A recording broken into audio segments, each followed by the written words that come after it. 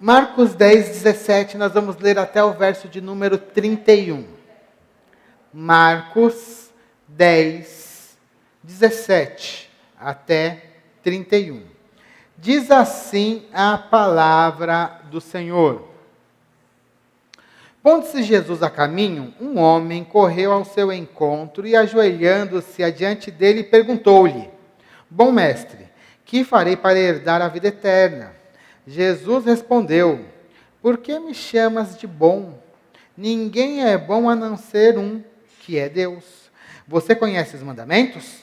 Não mate, não cometa adultério, não furte, não dê falso testemunho, não defraude ninguém, honre o seu pai e a sua mãe. Então o homem respondeu: Mestre, tudo isso tenho observado desde a minha juventude.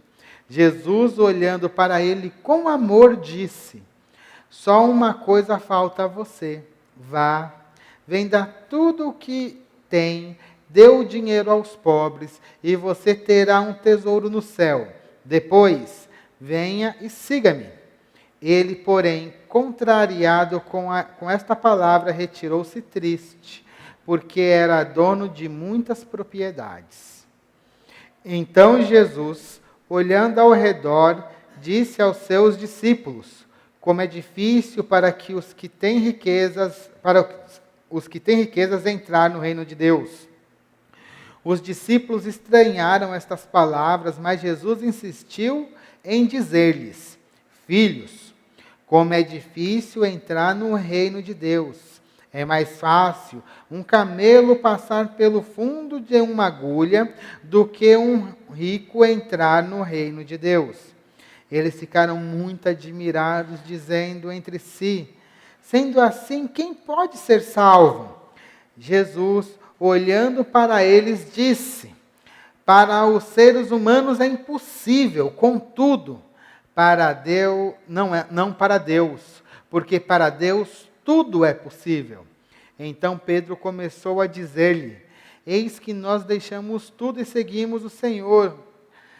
Jesus respondeu: Em verdade lhes digo que não há ninguém que tenha deixado casa, irmãos, irmãs, mãe, pai, filhos ou campos por minha causa e por causa do Evangelho, que não receba já no presente 100 vezes mais casas, irmãos, irmãs, mães, filhos e campos com perseguições.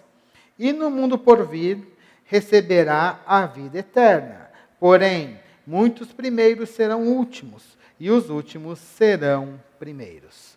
Pai, em nome do Senhor Jesus, nós queremos ouvir agora a sua voz, a sua doce voz, que ela toque os nossos ouvidos, entre na nossa mente, no nosso coração, e que essa palavra, Pai, que é muito importante, gere vida em cada um de nós.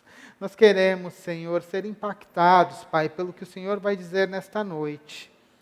Cremos, Pai, no poder desta palavra. Por isso, Pai, toque nas nossas vidas e nos transforme. É o que nós te pedimos em nome de Jesus. Amém. Irmãos, estamos aqui na nossa 31ª mensagem do Evangelho. Vocês perceberam que eu gosto de começar sempre falando qual que é a mensagem, né? Então a gente já está mais de meio ano pregando aqui no Evangelho de Marcos. E hoje nós estamos comemorando aí o Dia dos Pais. Sabe uma coisa que me chama sempre a atenção em relação aos homens? Eu não sei se é uma impressão ou se é uma realidade, mas, de maneira geral, me parece que os homens, eles tendem a vir menos para a igreja. Quando a gente vai olhar assim, na média, nós temos mais mulheres. Quando a gente faz uma reunião só de mulheres, tem bastante. Quando você faz uma reunião só de homens, tem menos. Vou dar um exemplo da nossa igreja. Nossa igreja temos um ministério de mulheres. Temos ministério de homens? Não temos. E poderíamos ter? Lógico, nós temos homens para isso, mas nós não temos esse ministério. Você chama numa reunião de oração, também às vezes vem mais mulheres, e é um mistério, não é um mistério, né? Mas é uma coisa que a gente tem que pensar, por que que aparentemente homens, né, têm mais uma questão de um tipo de frieza espiritual, não sei como qualificar isso da melhor maneira possível.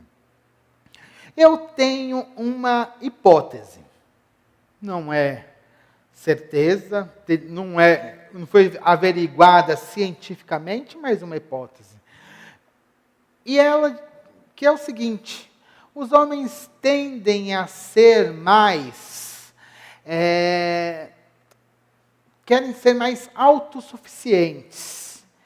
Os homens acham que conseguem fazer mais as coisas na força do seu braço. E isso também acaba indo para a vida espiritual e acaba refletindo na igreja. Tem uma coisa que é interessante, né? Hoje a gente não tem mais necessidade de perguntar. Quando você está indo para um lugar que você não conhece, antigamente o que você fazia? Você tinha aquele mapa, né? O guia para você ver a rua. Aí quando você chegava perto, você sempre perguntava. Tinha até piada antigamente que homem não perguntava, né? Ficava lá quebrando a cabeça para tentar chegar na rua. Hoje tem GPS, né? A gente tem lá a menininha do GPS falando com você. Tem muitas vezes que o GPS fala assim, entra para a direita. Alguns homens falam assim, você está errada, eu vou para a esquerda, e vai para a esquerda. Vocês já viram acontecer esse tipo de coisa? E acontece mais com homem ou com mulher? Com homem, né? Hoje, então, fica brigando com o bendito lá do GPS. Não, olha só o que ele está fazendo, o caminho está errado. Ele está errando o caminho, é para o outro lado. E briga. A autossuficiência. Opa, eu sei o que eu estou fazendo, eu ando aqui a minha vida inteira, eu vou por aqui e acabou. E aí vai, né? E isso vai entrando em outras questões da vida. E aí essa autossuficiência vai aparecendo. A autossuficiência, ela vai também aparecer nas questões de bens materiais. Né? Muitas pessoas acham que o que vai te dar segurança financeira é a questão de bens materiais. E tem alguns homens também, eu vejo na média, né, também não é uma questão científica a impressão, as impressões e as minhas conversas, que homem também são aqueles que acabam se garantindo mais, porque ganha um pouquinho mais, ou porque guarda mais dinheiro. Isso aparece menos, pelo menos nas conversas que eu tenho com as mulheres, acabam aparecendo mais com os homens. Então, se garante mais no dinheiro, no salário, se vangloria porque trabalha muito, quer assim, tem muita dificuldade, inclusive, por exemplo, quando um homem acaba ganhando menos do que a mulher. Alguns homens têm problema com isso. Né? Quantas vezes eu já não escutei, até de amigos meus, não, eu trabalho, eu sustento a casa e o dinheiro da minha esposa é só para ela comprar as coisinhas dela. Só que às vezes ela está ganhando mais do que ele. E o negócio fica tudo ao contrário. Eu sei que é uma visão machista, mas eu estou dando um exemplo dessa questão da autossuficiência e como ela vai aparecendo de várias maneiras. E o dinheiro é um dos pontos de autossuficiência. No texto que nós lemos hoje, nós vamos falar do jovem rico. Essa questão da autossuficiência, né, se garantir com o dinheiro, vai aparecer na vida desse jovem. Por isso, eu gostaria que você prestasse atenção como a gente pode ver o que é essa autossuficiência na realidade. A gente vai falar um pouquinho nessa mensagem. E como a gente pode tratar nas nossas vidas. Eu comecei dando exemplo aqui de homens, mas eu quero dizer que essa mensagem não se aplica somente a homens, se aplica a todos nós. porque o que a gente vai falar aqui é um assunto importantíssimo. Por isso, preste atenção e deixe que a palavra fale com você. O texto ele inicia com um homem que chega até Jesus de uma maneira muito cortês, ele chega de uma maneira muito humilde. Nós sabemos que esse homem é um jovem, lá por Mateus capítulo 19, verso 20, né? Então você vai lá, depois você lê em casa, mas lá fala que ele era um jovem. Então era um homem novo. E ele é muito assim, é uma pessoa assim que você vai perceber que é uma pessoa que deveria ser muito legal. Ele chegou para Jesus com humildade, ele se ajoelha diante de Jesus. Olha o que a Bíblia fala a respeito dele. Pondo-se a caminho, um homem correu ao seu encontro, ao encontro de Jesus, e ajoelhando-se diante dele, perguntou: bom mestre, o que farei para herdar a vida eterna? Ele se ajoelhou, ele tratou de Jesus com certo carinho, né? Bom mestre, elogiou a Jesus, né? E fez uma pergunta sincera. A pergunta daquele rapaz, não era uma pergunta fingida, era uma pergunta sincera. O que eu faço para ganhar a vida eterna? O que eu tenho que fazer para entrar no reino de Deus? Quando eu vejo isso, o que me chama a atenção logo de cara é a forma que Jesus responde. Jesus não responde assim, de uma maneira tão cortês, né? Ele responde já de uma maneira um pouquinho ríspida. Está lá em Marcos capítulo 10, 18, diz assim: Jesus respondeu: por que me chama de bom? Ninguém é bom a não ser um que é Deus. Quando eu leio esse versículo, eu fico assim meio intrigado. Mas Jesus não é Deus? Por que ele está reclamando que o rapaz está o chamando de bom? Né? Lendo assim rapidamente, o que acontece? Buga, né? Você fica assim, ixi, né? Antigamente, que acontecia lá nos micros, né? Da tela azul, tem alguma coisa esquisita aqui, né? Por que ele está falando? Ele é Deus ou não é Deus? Por que ele fala que só Deus é bom? O que provavelmente aconteceu aqui é que o rapaz, ele não reconhecia que Jesus era realmente Deus. O rapaz provavelmente achava que Jesus era um mestre, um rabino da sua época. Então, se ele não reconhecia Jesus como o Filho de Deus, ou como o próprio Deus, a segunda pessoa da Trindade, não fazia sentido nenhum aquele rapaz tratar Jesus daquela forma. Era uma forma cortês, meio bajuladora, mas não fazia sentido, porque para aquele rapaz entender direito, bom é somente Deus. Somente Deus é bom. Não dá para usar um adjetivo de Deus para uma pessoa. O que Jesus está fazendo é saindo da sua posição e entrando no mundo daquele rapaz, na linguagem e no entendimento daquele rapaz. E depois, Jesus, ele continua. 19, 20. Você conhece os mandamentos? Não mate, não cometa adultério, não furte, não dê falso testemunho, não defraude ninguém, honre o seu pai e sua mãe. Então o homem respondeu: mestre, tudo isso tenho observado desde a minha juventude.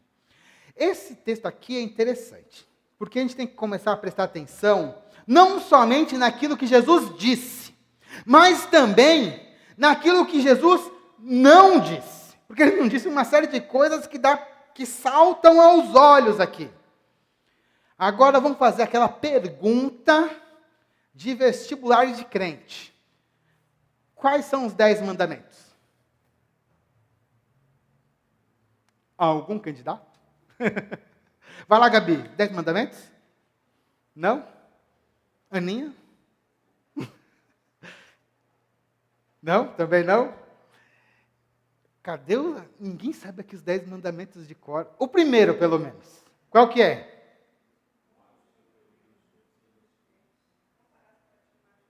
Isso. Vamos abrir então, já que a gente não lembra, abre lá no capítulo 20 de Êxodo. Êxodo capítulo 20. Aí vamos ver ali os 10 mandamentos. Vocês sabem que esses 10 mandamentos, antigamente, para um cristão passar na classe de catecúmenos, tinha que saber de cor, né? Eu acho que é uma coisa importante até a gente lembrar dos 10 mandamentos. O primeiro mandamento está lá no verso 3, diz assim: não tenha outros deuses diante de mim. Primeiro, então, não tenha outros deuses diante de mim. Segundo mandamento, verso 4, não faça para você imagens de escultura. Né? Aí ele continua, não faça imagens de escultura. Terceiro mandamento, está lá no verso 7, não tome o nome do Senhor teu Deus em vão. Quarto mandamento, verso 8. Lembre-se do dia de sábado para o santificar. Quinto mandamento está lá no verso 12. Honre o seu pai e a sua mãe para que você tenha uma longa vida na terra que o Senhor Deus lhe deu. Sexto mandamento, verso 13. Não mate. Na sequência, verso 14. Não cometerás adultério, é o sétimo mandamento. Oitavo mandamento, não furte. Nono mandamento, não dê falso testemunho contra o seu próximo. E o 10º mandamento, que é o último, que é o não cobice. Né? Não cobiçar. Não cobiçar casa, não cobiçar a mulher do seu próximo, nem o servo, nem a serva, nem o boi, que é o não cobiçar. Esses são os 10 mandamentos. Só repassando aqui. Não tenha outros deuses diante de mim, não faça para você imagem de escultura, não tome o nome do Senhor teu Deus em vão, lembre-se do dia de sábado para o santificar, honra teu pai e tua mãe, não mate, não cometa adultério, não furte, não dê falso testemunho e não cobice. São os 10 mandamentos. Se a gente for comparar ali, a gente vai ver que Jesus ele citou o 6º, o 7º, 8º, 9º e o 5º mandamento nesta ordem. Então ele falou, não mate, não cometa adultério, não furte, não dê falso testemunho, não defraude ninguém e honre seu pai e a sua mãe. Então ele citou esses mandamentos. Esses mandamentos são ligados a ter uma boa vida em família e uma boa vida em sociedade. O rapaz respondeu que ele fazia isso desde a sua juventude. Lembra na semana passada quando a gente falou, olha, para os judeus, a maioridade religiosa acontecia com quantos anos? Para meninas com 12 e para os meninos com 13 anos. Então eles, a partir dessa idade, eles já eram maiores religiosamente, eles eram adolescentes, então se aplicava a lei inteirinha para eles. E ele fala, então, que ele já seguia aquilo desde a sua adolescência. Todos aqueles mandamentos estavam nas pontas da sua língua e ele vivia esses mandamentos. Mas esses mandamentos, como eu falei, eles são os mandamentos das pessoas, para umas pessoas viverem bem na comunidade e na sociedade. Quantas vezes você fala com uma pessoa, e aí, aquela pessoa, você fala com a pessoa, você não vai na igreja, não, você não quer votar? Não, que isso, eu não mato, eu não roubo, eu não fumo. Quando bebo pouquinho, às vezes nem bebo. Né? Cuido dos meus pais, eu sou um cara legal. Você já ouviu isso aí? Não, aquela pessoa é boa, está vendo, não mata, não faz mal a ninguém. É um bom cidadão. Até paga os impostos, né? Não enrola lá no imposto de renda. Ele vive uma vida dentro da sociedade perfeita. Ele é um ótimo cidadão. Agora imagina só, eu fiquei, na hora que eu estava escrevendo essa mensagem, eu fiquei pensando assim, nossa, esse rapaz aqui deveria ser uma pessoa, um partidão para as mulheres, né? Imagina só. Um camarada que seguia a lei, não matava, não roubava, não mentia, cuidava dos pais.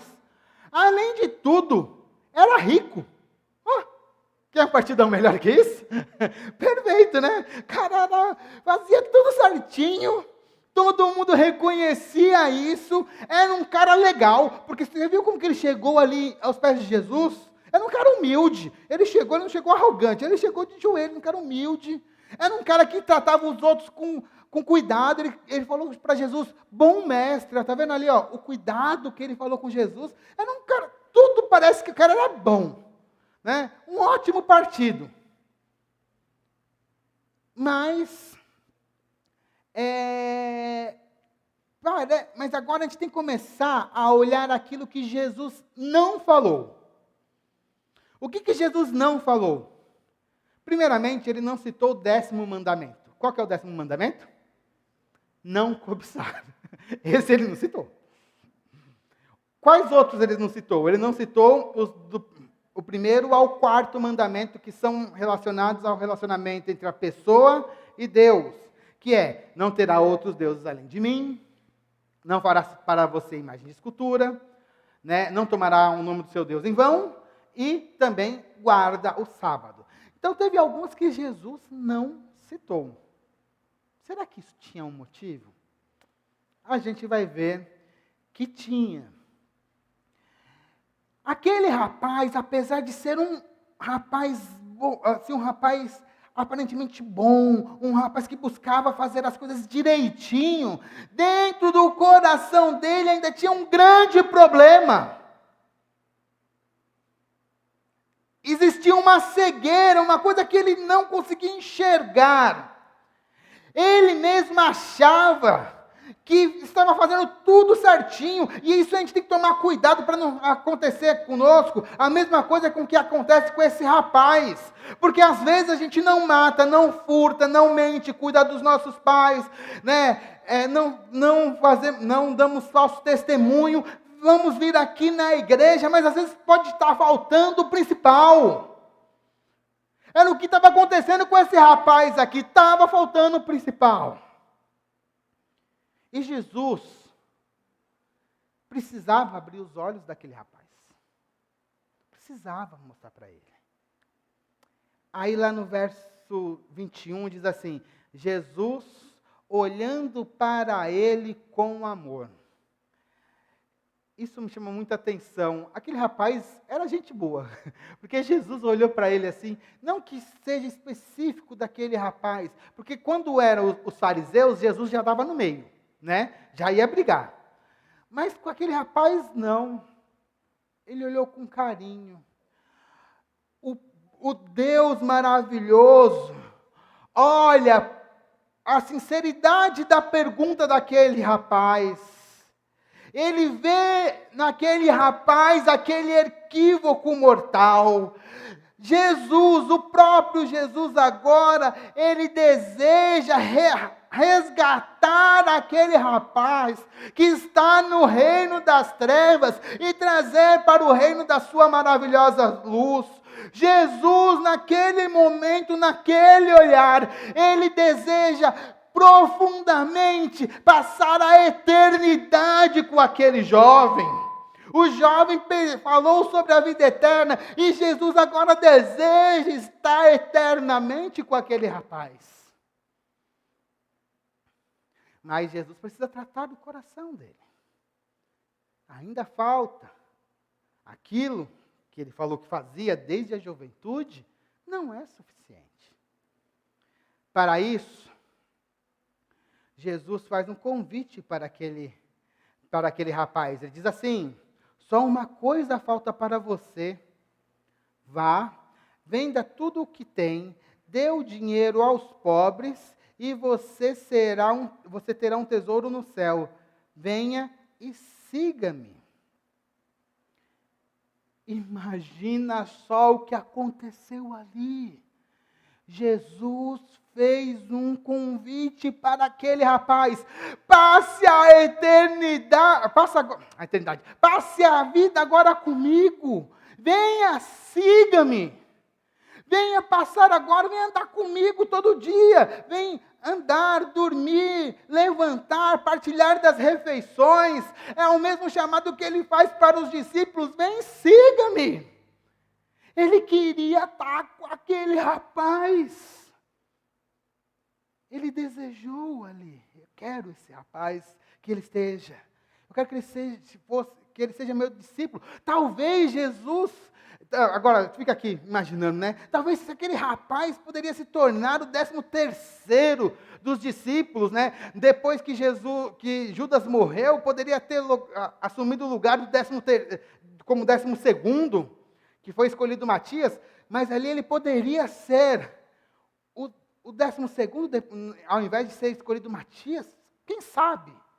Nós poderíamos até saber o nome desse rapaz. Mas só que, irmãos, acontece uma coisa.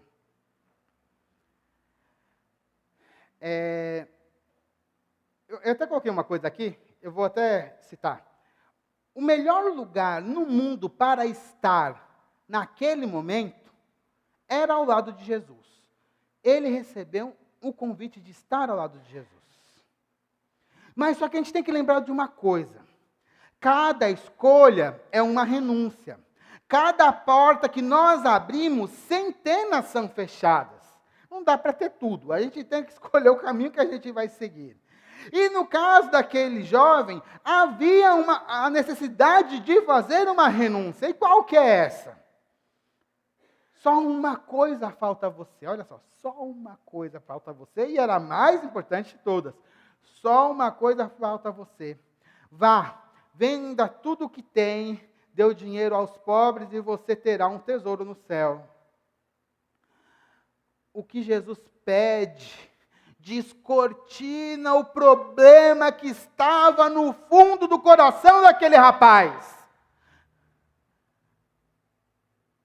Aquele rapaz que era um ótimo cidadão, um partidão para as meninas, um cara que ia na sinagoga, um camarada que era muito cortês, era muito legal.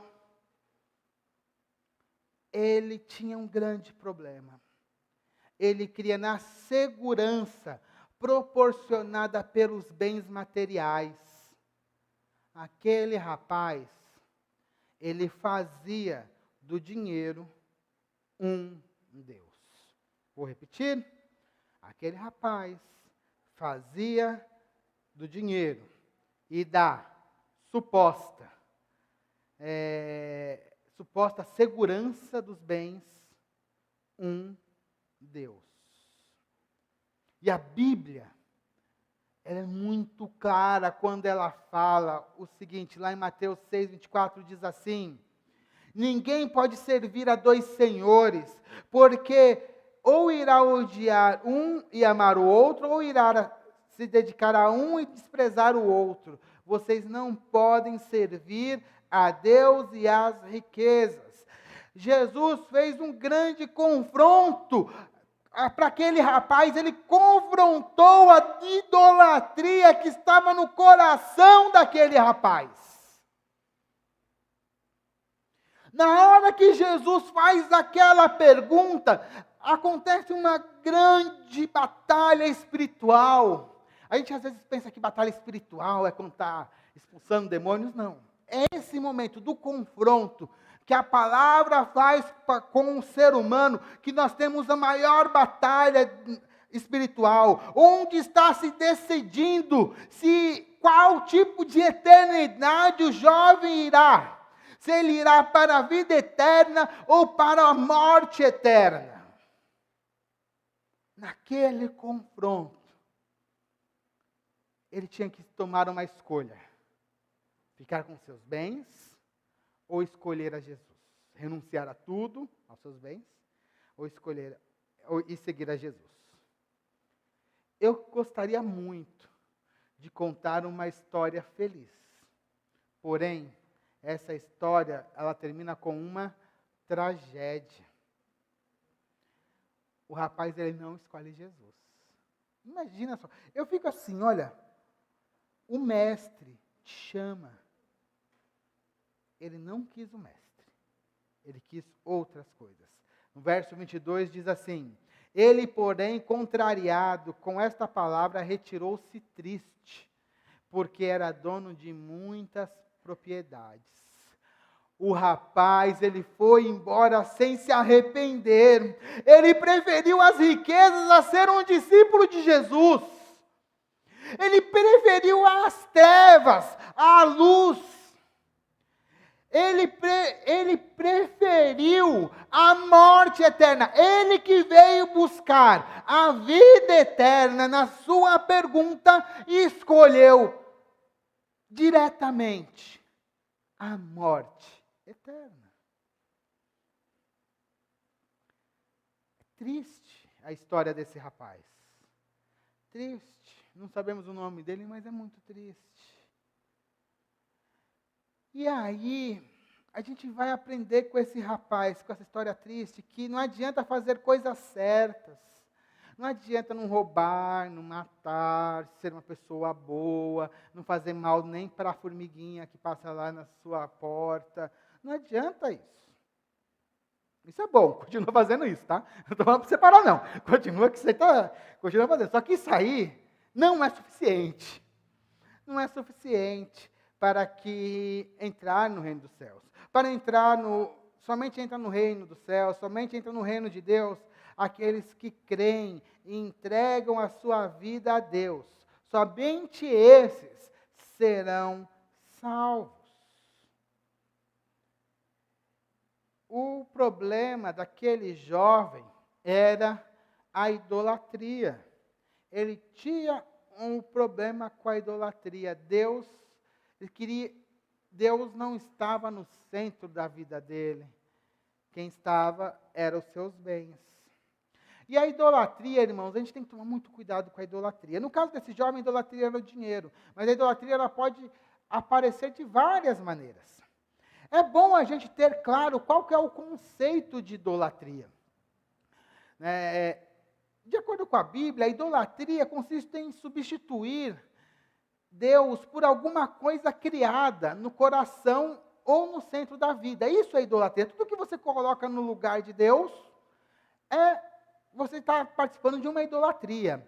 E um ídolo é qualquer coisa mais importante que Deus para você. Tudo aquilo que é mais importante que Deus para você é um ídolo.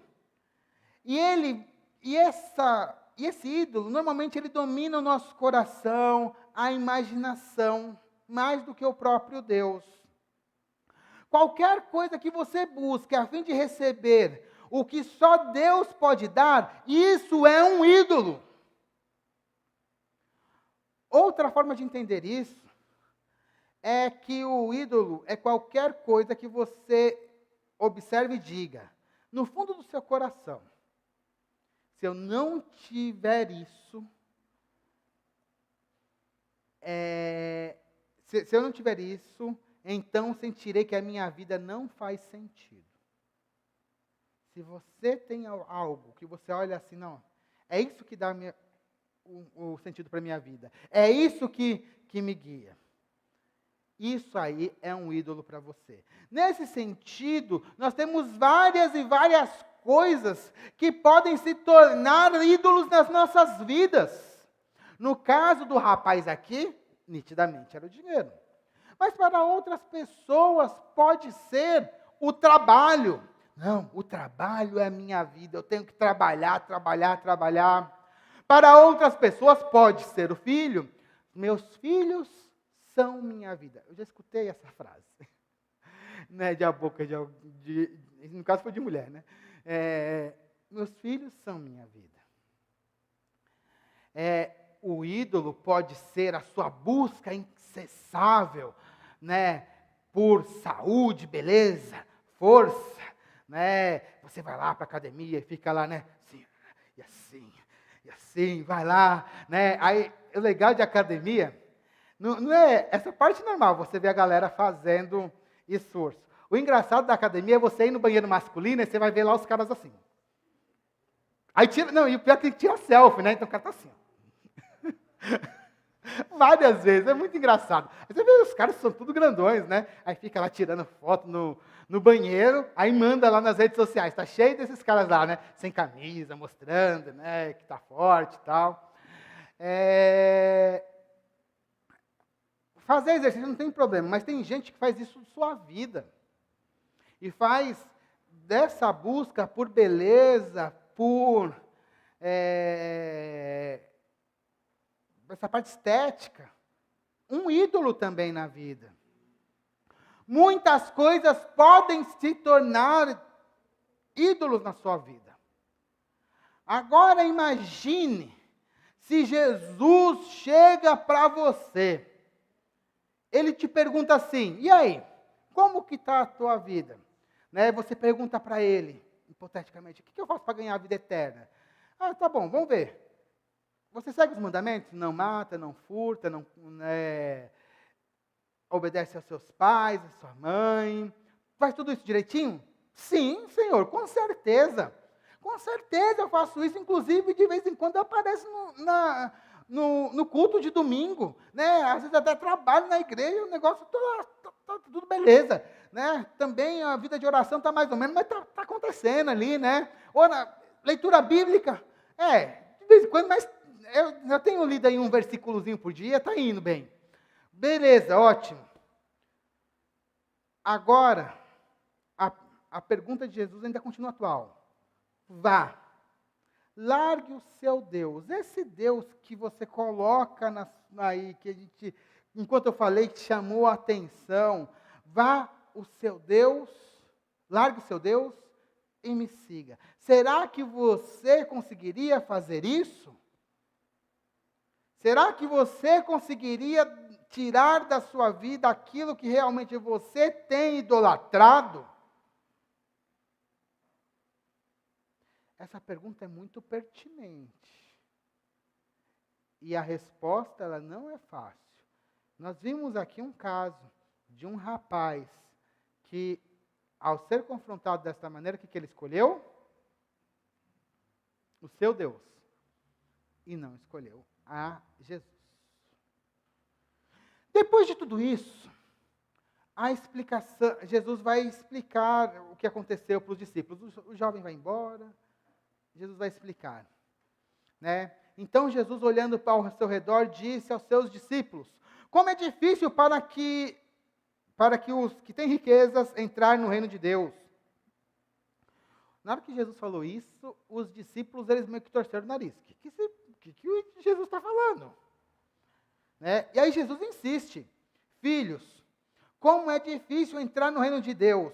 É mais fácil um camelo passar pelo fundo de uma agulha do que um rico entrar no reino dos céus.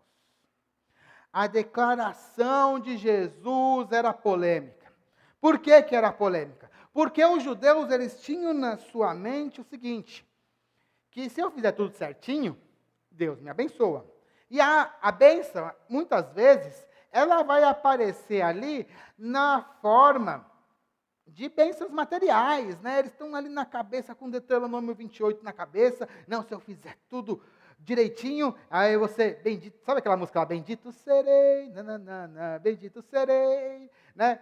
Está ali meio baseado em Deuteronômio 28. Não, eles estão aqui na cabeça, se eu fizer tudo certo, eu vou receber bênção. Como que esse negócio agora está falando que rico não entra no reino dos céus? E aí Jesus, para chamar a atenção dos discípulos, porque agora Jesus está tratando com seus discípulos, né? Agora tem que falar com eles. Ele faz uma hipérbole. Ele pega assim, qual que é o maior animal que existia na Palestina? Era o camelo. Camelo, basicamente 2 metros de altura, uns 3 metros de comprimento, 600 quilos, um bichão enorme. Aí ele pega, eu ia trazer a agulha, eu esqueci de trazer. Aí ele traz uma agulha, um buraquinho pequenininho. Ou seja, o maior animal daquela região, com o menor buraco que eles conhecem. Aí ele fala o seguinte: é mais fácil esse animalzão passar no fundo da agulha do que um rico entrar no reino dos céus. Vou fazer aqui um pequeno parênteses. Eu não sei se vocês já ouviram aí a ideia de que esse fundo de agulha seria uma porta baixinha num muro de Jerusalém. Já ouviram falar disso? Alguém já viu? Isso não tem comprovação histórica. Tá? Eu também já ouvi pregação assim. Aí o pessoal fala assim, não, é que para o camelo entrar, tinha que se ajoelhar, fazer um monte de coisa. É legal a pregação, mas não tem base histórica. A verdade é que Jesus está comparando o maior animal da região com o menor buraco. Na hora que os discípulos olham assim, falam, e agora? A declaração dos discípulos era a melhor, né? Lá no verso 16, eles ficaram falando entre si, e agora? O que pode ser salvo? Né? Já que é impossível. Um camelo é um negócio enorme, um buraco de agulha, não dá para colocar esse negócio. É impossível acontecer. E aí Jesus fala, isso mesmo, é impossível. Ele olha para eles e fala assim, ó, para os seres humanos é sim impossível. Contudo, para Deus não há impossível. Ele está falando que é impossível para que os homens cheguem pelas suas próprias forças diante de Deus, para Deus. Era necessário, sim, a salvação ela depende de Deus, é um ato de Deus, não um ato do ser humano. Aquele rico, ele fazia tudo certinho, mas para entrar no reino de Deus precisa muito mais disso, precisa da ação do próprio Deus.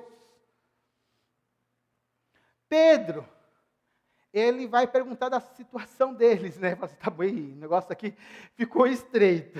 É que nem um buraquinho da agulha, tá estreito, né? E agora, será que a gente se livrou? Porque Pedro não era pobre. Né? Pedro logo pensou na dele, né? E agora? Eu não sou pobre, será que eu vou fazer? Pedro não era rico, mas também não era pobre. Ele tinha ali, né, a sua empresinha familiar, não era... que eles pescavam, ganhavam seu dinheirinho ali, então estava bem, eles tinham uma vida ali, ok, para padrões da época. E ele falou assim, pô, eu não sou pobre, e aí, o que vai acontecer comigo, né? Aí olha só o que ele fala assim, Pedro ele pergunta, lá no verso 28, só olha aqui, ó. Então Pedro começou a dizer-lhe, eis que nós deixamos tudo e seguimos o Senhor. Aí Jesus responde para eles, né? Em verdade lhes digo que não há ninguém que tenha deixado casa, irmãos, irmãs, mãe, pai, filho, ou campo, ou por minha causa e por causa do Evangelho, que não receba já no presente 100 vezes mais casas, irmãos, irmãs, mães, filhos e campos com perseguições. E no mundo por vir receberá a vida eterna. Porém, muitos primeiros serão últimos e os últimos serão primeiros. Jesus acalma o coração dos discípulos e fala, vocês realmente deixaram as coisas por mim. Vocês vão receber nesta vida muitos irmãos, mas com perseguições. E na vida eterna, e no futuro, a vida eterna. Porque os primeiros hoje, ou seja, aquelas pessoas que querem viver bem nessa vida, na vida futura serão os últimos. E os últimos hoje, aqueles que estão sofrendo nessa vida, eles passarão para a vida eterna e estarão na eternidade com Deus. Quando eu li esse texto, anos atrás, principalmente quando eu não era cristão, não é que eu li, às vezes eu ficava ouvindo falar sobre texto, sabe o que eu tinha de entendimento nisso aqui? Me parecia que somente quem fosse padre, monge, freira, ou alguma coisa assim, que larga tudo por conta de Deus, é esse que vai ser salvo, né? Porque os discípulos fizeram isso para ser salvo. Será mesmo que eu tenho que largar tudo assim, né? Para ser salvo, tem que virar um religioso, só os religiosos vão entrar no reino de Deus? Será que tem alguma forma do camelo passar pelo fundo da agulha? Será que tem algum exemplo bíblico onde a gente vê o camelo passando no fundo da agulha? Que resposta vocês acham? Sim ou não? Sim ou não? Estão com medo de falar? Pode responder, pessoal. Sim ou não? Sim. Tem um exemplo do camelo passando pelo fundo da agulha. Isso lá no Evangelho de Lucas. No capítulo 18 vai falar essa mesma parábola aqui do jovem rico. No capítulo 19, nós vamos ver o camelo passando no fundo da agulha. Lá em Lucas capítulo 19, nós temos a história de Zaqueu. Zaqueu era rico, né, e chefe dos cobradores de imposto da cidade de Jericó. Isso está lá em Lucas capítulo 19, de 1 a 2. Era homem rico, muito rico, provavelmente um dos homens mais ricos de Jericó. Ele não era só trabalhador, ele era chefe dos publicanos, era chefe dos cobradores de impostos, ele mandava lá geral nos publicanos. As pessoas, seus compatriotas, achavam que Zaqueu era um traidor da pátria, porque ele trabalhava para os romanos. Mas ele fez tudo ali, mas ele, apesar disso, era um homem que ainda buscava Deus. E ele ficou sabendo de Jesus. E Jesus, em um determinado momento, está passando ali na cidade de Jericó. Você deve conhecer um pouquinho a história. Zaqueu não era um homem grandão, ele era um homem baixinho. Lembra que quando Jesus está andando, sempre tem uma multidão ao redor dele, né? Então, para ele ver Jesus, ele sobe numa árvore, né? E fica ali olhando. A Bíblia fala porque ele era baixinho, ele sobe. Jesus olha ele na árvore. Você aí? Zaqueu olha assim, é você mesmo. Desce aí da árvore, que eu vou na tua casa. Ele chegou lá na casa. Jesus está comendo com ele. Enquanto Jesus está comendo com ele, o pessoal está reclamando. Como que é isso? Jesus está comendo com esse camarada, ele é pecador. Né? Ele é pecador. Como assim? Talvez ele não seja aquele que siga os mandamentos. Ele deve roubar, ele deve furtar. Sei lá se ele cuida da mãe dele. É um publicano. Não é um cara bom, não. E Jesus não está vendo isso. Mas lá no verso 8 do capítulo 19 de Lucas, diz assim: no meio do jantar, Jesus está comendo ali com eles, ele se levanta. Por sua vez, se levantou e disse ao Senhor, ele olha para Jesus: Senhor, eu vou dar a metade dos meus bens aos pobres. Vou dar a metade dos meus... Note, ele não está dando metade da renda. Ele está dando metade dos bens. Não era metade do que vai ganhar daqui para frente, não. Tudo que ele tinha, ele ia dividir em 2 e ia dar para os pobres. Metade dos bens. E se roubei alguma coisa de alguém, eu vou restituir 4 vezes mais. Nesse sentido aqui, ele está seguindo o que está lá na lei, lá no capítulo 22 de Êxodo, que fala que você tem que restituir 4 vezes se você rouba alguém. No caso ali é uma ovelha e ele está se aplicando aos bens. Olha no caso de Zaqueu, aquele que era realmente rico, um cara influente ali naquela cidade. O que ele faz com o dinheiro não é nada. O dinheiro não era mais um ídolo para Zaqueu, a ponto dele dar metade de tudo que ele tinha para os pobres. Zaqueu ficou pobre por causa disso? Provavelmente não. Ele ainda continuou rico. Né? Mesmo depois da metade, ainda continuou rico. Porque ele precisava de dinheiro para pagar ainda aqueles que ele roubou.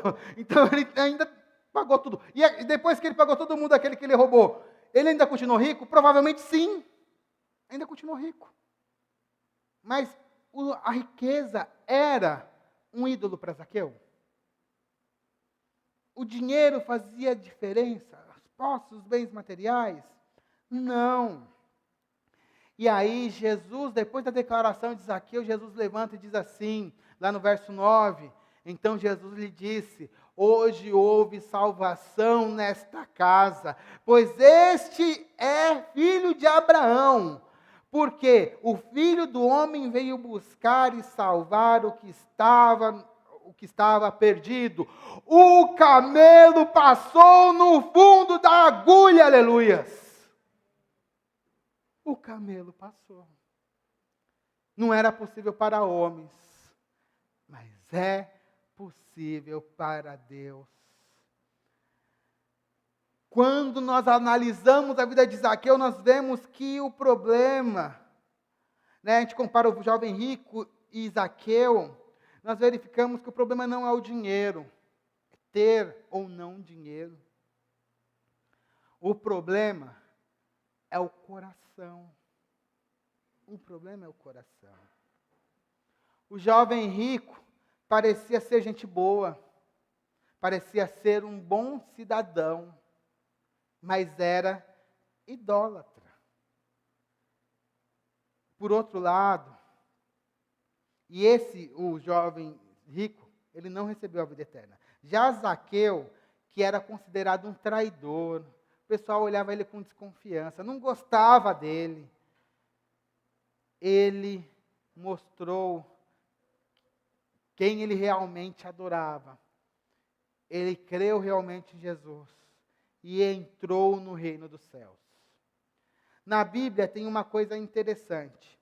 As pessoas mais importantes e relevantes, ela guarda o nome. A gente lembra do nome do jovem rico? Está escrito na Bíblia? Não está. E daquele publicano? Zaqueu.